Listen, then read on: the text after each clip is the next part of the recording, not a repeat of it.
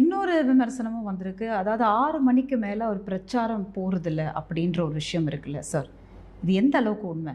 6 மணிக்கு மேல ஒரு பிரச்சார கூட்டத்துலலாம் பங்கெடுக்கிறது இல்ல.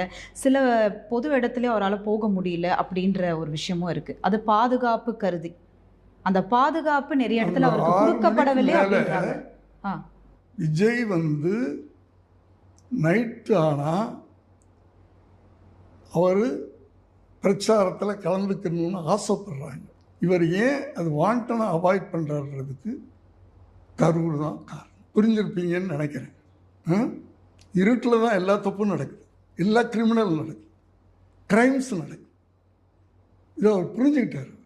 ஒவ்வொரு மீட்டிங்கு போய் அந்த க்ரௌடு கூடும்போது நான் பார்த்துக்கிட்டு இருக்கேன், எனக்கு பயமாக இருக்கும். ஏன் பயமாக இருக்கும்? பயப்பட வச்சுட்டாங்க. அதனால் அதெல்லாம் வந்து மக்களுக்கு நீங்களாக சொல்கிறீங்க, நீ ராத்திரி ஆனால் பண்ணி சிக்கலில் மாட்டிக்க, அவங்க காத்துக்கிட்டு இருக்கிறாங்க. இப்ப நீங்க இது கரூர் சம்பவம் வச்சு நீங்க சொல்றீங்களா சார்?